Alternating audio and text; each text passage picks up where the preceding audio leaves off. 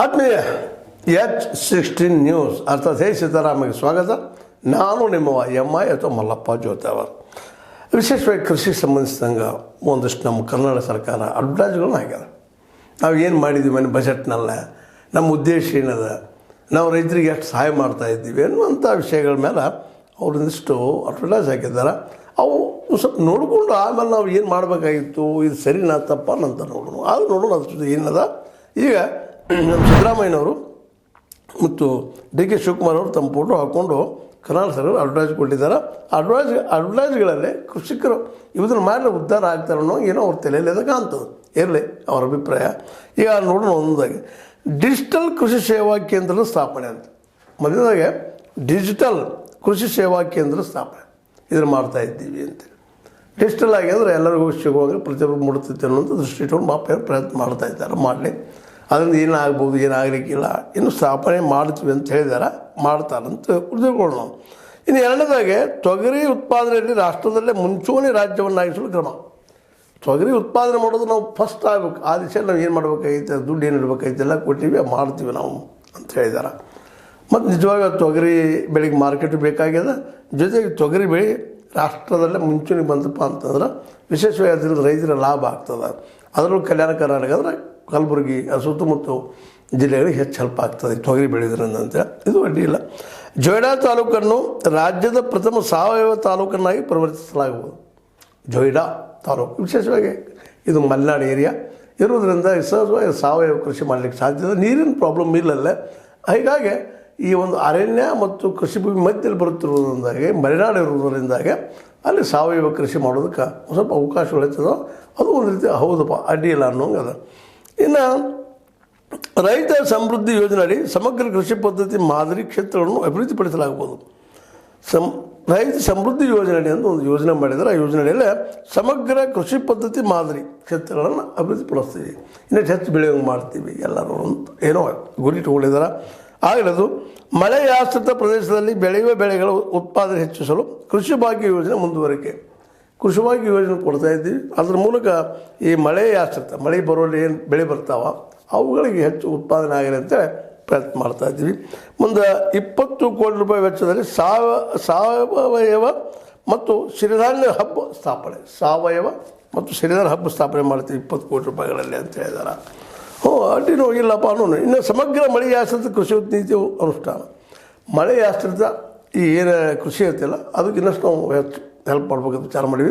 ಅದಕ್ಕೆ ಖರ್ಚು ಮಾಡೋ ವಿಚಾರ ಮಾಡ್ಕೊಂಡಿವಿ ಅಂತ. ರಾಜ್ಯದ 10 ಕೃಷಿ ವಲಯಗಳ ಮರು ವಿಶ್ಲೇಷಣೆ ಮತ್ತು ಮರು ವಿಂಗಡಣೆಗೆ ತಜ್ಞರ ಸಮಿತಿ ರಚನೆ ಮಾಡ್ತೀವಿ.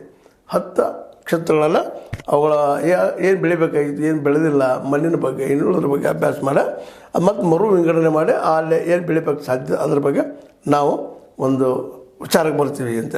ಕೃಷಿ ಇಲಾಖೆ 52 ಪ್ರಯೋಗಾಲಯಗಳ ಬಲವರ್ಧನೆ. ಈ ಪ್ರಯೋಗಾಲಯ ಎದಕ್ಕಪ್ಪ ಅಂತಂದ್ರೆ ಕೃಷಿ ಹೆಚ್ಚು ಮಾಡೋ ಸಲುವಾಗಿ, ಇನ್ನಷ್ಟು ಉತ್ಪನ್ನ ಹೆಚ್ಚು ಮಾಡೋ ಸಲುವಾಗಿ, ಬೆಳೆಗಳು ಚೆನ್ನಾಗಿ ಬರೋ ಸಲುವಾಗಿ ಪ್ರಯೋಗಾಲಯ ಮಾಡಿದ್ದೀವಿ. ಮತ್ತು ಸಕ್ಕರೆ ಕಾರ್ಖಾನೆಗಳ ಸಹಯೋಗದೊಂದಿಗೆ ಸಮಗ್ರ ಮಣ್ಣು ಮತ್ತು ನೀರಿನ ನಿರ್ವಹಣೆಯಿಂದ ಮಾದರಿ ಕೃಷಿ ಕ್ಷೇತ್ರವನ್ನಾಗಿ ಪರಿವರ್ತಿಸಲಾಗುವುದು. ಇದ್ರ ಜೊತೆಗೆ ಮಣ್ಣು ಮತ್ತು ನೀರಿನ ನಿರ್ವಹಣೆ ಮಾದರಿ ಕೃಷಿ ಮಾಡಿ ಸಕ್ಕರೆ ಕಾರ್ಖಾನೆಗಳ ಸಹಯೋಗದಿಂದ ಇನ್ನಷ್ಟು ಹೆಚ್ಚು ಕಬ್ಬು ಹೆಂಗೆ ಬೆಳೆಯೋಕ್ಕೆ ಸಾಧ್ಯತೆ, ಏನು ಮಾಡಲಿಕ್ಕೆ ಸಾಧ್ಯತೆ ನಾವು ಅದನ್ನು ಪ್ರಯತ್ನ ಮಾಡ್ತಾ ಇದ್ದೀವಿ. ಕೃಷಿ ನವೋದ್ಯಮಗಳಿಂದ ತಯಾರಿಸಲ್ಪಟ್ಟ ಜೈವಿಕ ಕೃಷಿ ಉತ್ಪನ್ನಗಳಿಗೆ ಉತ್ತೇಜನ.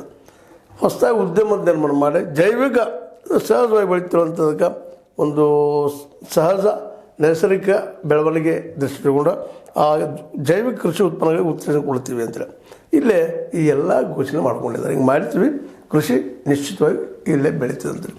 ಇವೆಲ್ಲ ಘೋಷಣೆಗಳು ನೋಡಿದಾಗ ಈ ಕರ್ನಾಟಕ ರಾಜ್ಯ ಕೃಷಿ ಇಲಾಖೆಯಿಂದ ಏನು ಘೋಷಣೆ ಬಂದದ್ದು ಇದು ನೋಡಿದಾಗ ಹೌದಲ್ಲ, ಇಲ್ಲಿ ಗಮನಿಸಿದಾಗ ನಾವು ವಿಶೇಷವಾಗಿ ಎಲ್ಲನೂ ಉತ್ಪನ್ನ ಹೆಚ್ಚು ಮಾಡಬೇಕು. ಹೇಗೆ ಮಳೆಯಿಂದ ಹೆಂಗೆ ನಾವು ಮಳೆಗೆ ಬರಲಾರ ಜಾಗದಲ್ಲಿ ಏನು ಹಾಕಬೇಕು, ಮಳೆ ಬಂದಲ್ಲಿ ಏನು ಮಾಡಬೇಕು, ಮತ್ತು ಸಾವಯವ ಕೃಷಿಗಳ ಬಗ್ಗೆ ಇನ್ನುಳಿದ ಬಗ್ಗೆ ಎಲ್ಲ ಒಳ್ಳೆಯ ವಿಚಾರಗಳು ಹೇಳಿದ್ದಾರೆ. ಭಾಳ ಸಂತೋಷ. ಆದರೆ ಈ ಒಂದು ಘೋಷಣೆಗಳಲ್ಲಿ ಎಲ್ಲೂ ಈ ಬೆಳೆಗಳಿಗೆ ನಾವು ಒಂದು ಮಾರ್ಕೆಟ್ ಮಾಡ್ತೀವಿ, ಮಾರ್ಕೆಟ್ ಬಗ್ಗೆ ಚಿಂತನೆ ಇಲ್ಲ. ಬೆಳೆದ್ರಿ, ಹೆಚ್ಚು ಬೆಳೆದ್ರಿ, ಹೆಚ್ಚು ಬೆಳೆದ್ರಿ, ಓದು ಮಾರೋದಿಲ್ಲ. ಸಕ್ಕರೆ ಕಾರ್ಖಾನೆಗಳದು ಸಕ್ಕರೆ ಬಗ್ಗೆ ಹೇಳ್ಬೋದು. ಸಕ್ಕರೆ ಕಾರ್ಖಾನೆಗಳದವ್ರಿಗೆ ಕಬ್ಬು ಬೆಳೀತಾರೆ, ತೋರ್ತಾರೆ, ಮಾಡ್ತಾರೆ ಅಂತೇಳಿ ಇಲ್ಲಂತಲ್ಲ. ಆದರೆ ಅವ್ರು ಕೊಡುವಂತಹ ಈ ದರ ಏನದಲ್ಲ, ಈ ದರ ರೈತನ ಉಳಿಸ್ತದನ ಅಂತ ಒಮ್ಮೆ ಚಿಂತನೆ ಮಾಡಿದ್ದೀರಾ? ಈ ಮರುಚಿಂತನೆ ಮಾಡಬೇಕಾಗಿದೆ ಅದನ್ನು. ಇವತ್ತು ಮಾರ್ಕೆಟದಲ್ಲೇ ಗೊಬ್ಬರ ಯಾವ ರೀತಿ ತುಟ್ಟಿ ಆಗ್ಯದ, ಸಹಜವಾದ ನೈಸರ್ಗಿಕ ಗೊಬ್ಬರ ಯಾವ ರೀತಿ ಎಷ್ಟು ತೊಂದರೆ ಆಗಿದೆ ಮಾಡೋದು, ಮತ್ತು ರಾಸಾಯನಿಕ ಗೊಬ್ಬರ ಬೆಲೆಗಳಂತ ಗಗನ ಕುಸುಮ, ಮತ್ತು ಅವ್ದಂತಂದು ಹಾಕಿ ಮಾಡಿ ಕಬ್ಬು ಬೆಳೆದ ವರ್ಷಗಳಿಂದ ತೊಗೊಂಡು ನಾವು ಎಷ್ಟು ತೊಗೊಳ್ತೀವಿ, ಅದಕ್ಕೆ ಕಬ್ಬಿಗೆ ಒಂದು ಟನ್ನಿಗೆ ಎಷ್ಟು ಕೊಡ್ತೀವಿ ನಾವು, ಅಥವಾ ನಮ್ಮ ಕಾರ್ಗಳು ಎಷ್ಟು ಕೊಡ್ತಾವ, ಇದ್ರ ಬಗ್ಗೆ ಇವತ್ತು ನಾವು ವಿಚಾರ ಮಾಡ್ಬೇಕಾಗಿದೆ. ಎಷ್ಟು ಖರ್ಚು ಬರ್ತದೆ ಕಾರ್ಗಳಿಗೆ ಮುಟ್ಟು ತನಕ ಒಂದು ಟನ್ ಬೆಳಿಬೇಕಾದ್ರೆ, ಇದ್ರ ಬಗ್ಗೆ ಏನು ಚಿಂತನೆ ಅದ, ಇಲ್ಲೇ ಖರ್ಚು ಎಷ್ಟು ಮಾಡ್ತೀವಿ, ನಾವು ಬರ್ತದೆ ಲಾಭ ಎಷ್ಟು ಅಂತ.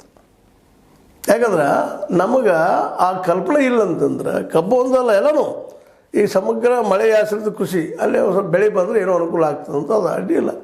ಆದರೆ ಬಂದು ಬೆಳೆಗೆ ಮಾರ್ಕೆಟ್ ನಾವು ಯಾವ ರೀತಿ ಮಾಡ್ತೀವಿ ಅಂತ ಎಲ್ಲಾದ್ರೂ ಹೇಳಿದಾರೆ ಇಲ್ಲ.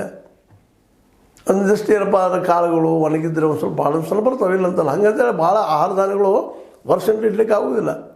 ಬೆಳೆದ ಒಣಗಿಸಿ ಒಂದು 4-5 ತಿಂಗಳದಾಗ ಅದನ್ನು ಮಾರಿ ತೆಗಿಲೇಬೇಕು ಅದನ್ನು. ಯಾಕಂದ್ರೆ ಅಷ್ಟು ಮತ್ತೊಂದು ಬೆಳೆ ಬರ್ತಿರ್ತದೆ. ಮಳೆ ಆಶ್ರಿತ ಬೆಳೆಗಳು ವರ್ಷದಲ್ಲಿ 2 ಬೆಳೆ ಬರ್ತವೆ, 2 ಅಥವಾ 3 ತನಕ ಬರ್ತವೆ, 2 ಬರ್ತವೆ ನಿಶ್ಚಿತವಾಗಿ. ಆ 2 ಬೆಳೆ 6 ತಿಂಗಳದ್ದು ಡಿವೈಡ್ ಮಾಡಿದಾಗ 4 ತಿಂಗಳು ಬೆಳೆದಕ್ಕೆ ಮುಂದೆ 2 ತಿಂಗಳು ಕಪ್ಪು ಶೋಭ ಮಾರಾಟ ಆಗಬೇಕು. ಅದು ಆಗಲಿದ್ರೆ ಅವು ಬುರುಜು ಕಟ್ಟೋದು ಮತ್ತೇನೋ ಎಲ್ಲ ಆಗ್ತದೆ. ನಿಮ್ಗೆ ಗೊತ್ತದ ಅದು ಇಡಾಗ ನಮ್ಮಲ್ಲಿ ಗೋಡೌನ್ಗಳಿಲ್ಲ. ಬೆಳಿತೀವಿ ಹೌದು ಜನರಿಗೆ ಬೆಳಿತೀವಿ, ರೇಟೇ ಬರೋದಿಲ್ಲ ಪಾಪ. ಬಂದಾಗ ರೈತ ಮಾಡ್ಕೊಂಡ್ಬಿಡ್ತಾರೆ. ಎಲ್ಲ ಏನು ಮಾಡಿದ್ರಲ್ಲ ಇದು ಕೇವಲ ವ್ಯಾಪಾರಿಗಳಿಗೆ ವ್ಯಾಪಾರಿಗಳಿಗೆ ಲಾಭ ಆಗುವಂಥದ್ದು, ರೈತಗಂತೂ ಇಲ್ಲ. ರೈತ ಬೆಳಿತಾನೆ, ದುಡಿತಾನೆ, ಹಗಲು ರಾತ್ರಿ ನೀರು ಹಾಸ್ತಾನೆ, ಮಳೆಗೆ ಬಂದಾಗ ಅದನ್ನ ಬೆಳೆಸೋ ಪ್ರಯತ್ನ ಮಾಡ್ತಾನೆ. ಎಲ್ಲ ಅವನು ಅದ. ಬರೀ ನಾವಿಷ್ಟು ಘೋಷಣೆ ಮಾಡಿ ಕುಂತ್ರೆ ಅದು ಈಗ ಒಂದಿಷ್ಟು ದುಡ್ಡು ತೆಗೆದಿಟ್ರೆ ಅಥವಾ ಒಂದಿಷ್ಟು ಪ್ಯಾಕೇಜ್ ಮಾಡಿಬಿಟ್ರೆ ರೈತ ಉದ್ಧಾರ ಆಗ್ತಾರೆ. ನಾವು ಇಷ್ಟಿದ್ದು ನಾವು ಶೇಕಡ 3-4 ತನಕ ನಾವು ರೈತ ನಮ್ಮ ಒಂದು ಇದರಲ್ಲಿ ಬಜೆಟ್ ಪರ್ಸೆಂಟೇಜ್ ನಮ್ಗೆ ಇದು ಕೊಟ್ಟು ಹೋಗ್ತಾನೆ, ಬೆಳೆ ಕೊಟ್ಟು ಹೋಗ್ತಾನೆ, ಅವನಿಂದ ಆದಾಯ ಬರ್ತದೆ ನಮಗೆ. ಆದರೆ ಅವನಿಗೆ ಆದಾಯ ಆಗೋದಿಲ್ಲ. ಇದರ ಬಗ್ಗೆ ಚಿಂತನೆ ಯಾವಾಗ ಮಾಡುವಂಥದ್ದು ಅಂತ. ಅವನಿಗೆ ಸರಳವಾಗಿ ಗೊಬ್ಬರ ಸಿಗುವಂಥದ್ದು, ಸರಳವಾಗಿ ಈ ಸಗಣಿ ಗೊಬ್ಬರ ಆಗಿರ್ಬೋದು ಮತ್ತಾವುದಾಗಿರ್ಬೋದು ಸಿಗುವಂಥದ್ದು. ಸಾವಯವ ಕೃಷಿ ಮಾಡಬೇಕಾದ್ರೂ ಖರ್ಚದ ಅಲ್ಲೇ. ನೈಸರ್ಗಿಕ ಕೃಷಿ ಮಾಡಬೇಕಪ್ಪ ಅಂತಂದ್ರೆ ತಡೆಯೋ ಶಕ್ತಿ ಇರೋದಿಲ್ಲ ರೈತನಿಗೆ. ಯಾಕೆಂದರೆ ಹಲವು ವರ್ಷಗಳು ತೊಗೊಳ್ತದ. ಈಗಾಗಲೇ ನಮ್ಮ ಭೂಮಿಗಳು ಈ ರಾಸಾಯನಿಕ ಗೊಬ್ಬರಗಳಿಂದಾಗಿ ಅದರಲ್ಲೂ ಸಾವಯವ ಕೃಷಿ ಬೆಳೀತಿರುವಂಥ ರೈತರಲ್ಲಿ ಭೂಮಿ ವೀಕ್ ಆಗ್ತಾ ಅನ್ನೋದವ. ಇನ್ನು ಕಬ್ಬು ಅಂತ ಬೆಳೆಯೋರಂತ ಮುಗಿದು ಹೋಗ್ಬಿಡ್ತು. 3 ವರ್ಷ ಅದು ಬಂತಪ್ಪ ಅಂತಂದ್ರೆ ಅದು ಆ್ಯಕ್ಚುಲಿ ಏನಾಗ್ತದಪ್ಪ ಅಂತಂದ್ರೆ ಅದು 3 ವರ್ಷದಾಗ ಮತ್ತು ಬೆಳೆಯುವಂಥದ್ದು ಶಕ್ತಿನ ಕಳ್ಕೊಂಡ್ಬಿಟ್ಬಿಡ್ತದೆ. ಹೀಗಾಗಿ ಈ ಘೋಷಣೆಗಳು ಏನಿದ್ದಾವ, ಈ ಘೋಷಣೆಗಳು ಕೇವಲ ಈ ನೀರಾವರಿ ಇದ್ದಂಥವ್ರಿಗೆ ಅನುಕೂಲ ಆಗ್ಬೋದು. ಅದ್ರ ಮಾರ್ಕೆಟ್ ಇವ್ರು ಯಾರಿಗೂ ಇಲ್ಲ. ಮಾರ್ಕೆಟ್ ಬಗ್ಗೆ ಏನು ಕೊಟ್ಟಿದ್ದಾರೆ ಇಲ್ಲಿ ನೋಡಿರಿ, ಅಡ್ವರ್ಟೈಸ್ ಕೊಟ್ಟಿದ್ದಾರೆ ಎಲ್ಲ ಅದಾವ. ಎಲ್ಲರೂ ಮಾರ್ಕೆಟ್ ಸಲುವಾಗಿ ನಾವು ಮಾರ್ಕೆಟ್ ಇಲ್ಲಿ ತೊಗೊಳ್ತೀವಪ್ಪ, ಇಲ್ಲಿ ಖರೀದಿ ಬರ್ತೀವಿ, ಎಲ್ಲಿ ಮಾಡ್ತೀವಿ, ಏನು ಮಾಡ್ತೀವಿ. ಪಾಪ ರೈತ ಒಯ್ತಾನ, ಎಲ್ಲೋ ಒಂದು ಇಡ್ತಾನೆ, ಮಾರ್ತಾನೆ, ಬಂದ್ರೆ ಬಂದು ಬರ್ಲಿಕ್ಕಾಗಿಲ್ಲ. ಮತ್ತು ಕೆಲವೊಂದು ಹಸಿ ಪದಾರ್ಥಗಳು, ಅದು ತರಕಾರಿಗಳು ಅಂತ ಪಾಪ ಇಡೋದಕ್ಕೆ ಏನೂ ಆಶ್ರಯ ಇಲ್ಲ. ಮೊನ್ನೇನೋ ಒಂದಿಷ್ಟು ನಮ್ಮ ಏನಪ್ಪ ಅಂದರೆ ಶೆಟ್ಟರ್ನವ್ರೇನೋ ಒಂದು ಶೀತಲ ಒಂದು ಇದನ್ನು ಆಲಯ ಮಾಡಿಸಿ ಅಥವಾ ಗೋಡ ಅಂತದ್ದು ಮಾಡಿಸಿ ಶೀತಲೀಕರಣದ್ದು ಮಾಡಬೇಕಿದ್ರು ಅಂದರು. ಇದು ಆಗೋದು ಯಾವಾಗ ಹೋಗೋದು ಯಾವಾಗ ಗೊತ್ತಿಲ್ಲ. ಹೀಗಾಗಿ ಈ ಘೋಷಣೆಗಳಿಗಿಂತಲೂ ರೈತ ತನ್ನ ಮಾರ್ಕೆಟ್ ಮಾಡ್ಕೊಳ್ಳೋಂಥ ವ್ಯವಸ್ಥೆ, ಇದ್ರ ಬಗ್ಗೆ ಚಿಂತನೆ ಯಾಕೆ ಮಾಡಬೇಕು ಸಿದ್ದರಾಮಯ್ಯನವರು? ಇದಕ್ಕಾಗಿಯೇ ಇವತ್ತು ನೀನು ನಮ್ಮ ಜೇವರಿಗೆಯಲ್ಲಿ ಹೇಳಿದಂಥ ಮಾತನ್ನು ನಾವು ಗಮನಿಸ್ಬೇಕಾಗಿ ನೆನಪಿಡ್ಬೇಕಾಗಿದೆ. ಸಿದ್ದರಾಮಯ್ಯ ಆಯಿತು, ಡಿ ಕೆ ಶಿವಕುಮಾರ್ ಆಯಿತು. ಈ ಘೋಷಣೆಗಳು ಕೂಗೋದ್ರಿಂದ ರೈತ ಉದ್ಧಾರ ಆಗೋದಿಲ್ಲ. ರೈತ ಬೇಕಾದಂತಹ ನೀರಾವರಿ ಒದಗಿಸ್ಕೊಡುವಂಥದ್ದು, ನೀರಿನ ವ್ಯವಸ್ಥೆ ಮಾಡಿಕೊಡುವಂಥದ್ದು, ಜೊತೆಗೆ ಮಾರ್ಕೆಟ್ ಮಾಡುವಂಥದ್ರ ಬಗ್ಗೆ ಏನು ಚಿಂತನೆ ನಡೆದ, ಇದಕ್ಕೆಲ್ಲ ಉತ್ತರ ಕೊಡುವಂಥ ಸಮಯ ಈಗ ಬಂದದ ಅಂತ ಹೇಳ್ತಾ ಕೃಷಿಕರು ಇಟ್ಟಿದ್ದೀರಿ, ಭಾಳ ಸಂತೋಷ. ಆದರೆ ಅವ್ರಿಗೆ ಅವ್ರು ಮಾರ್ಕೆಟ್ ಮಾಡುವಂಥದ್ದು ಯಾವಾಗ ತರ್ತೀರಿ ಅನ್ನೋ ಪ್ರಶ್ನೆಗೆ ಉತ್ತರ ಹುಡುಕಬೇಕಾಗಿದೆ ಅಂತ. ಇದು ನಿಮ್ಗೆ ಲೈಕ್ ಆಗಿರ್ಬೋದು, ಲೈಕ್ ಮಾಡಿ, ಶೇರ್ ಮಾಡಿ, ಕಮೆಂಟ್ ಮಾಡಿ, ಜೊತೆಗೆ ಸಬ್ಸ್ಕ್ರೈಬ್ ಆಗೋದು ನಿಲ್ಲಿಸ್ಲಿಕ್ಕೆ ಹೋಗ್ಬಾರ್ದು. S16 ನ್ಯೂಸ್ ಅರ್ಥಾತ್ ಹೇ ಸೀತಾರಾಮ ಸತ್ಯದ ಕೈಗನ್ನಡಿ ವಂದನೆಗಳು.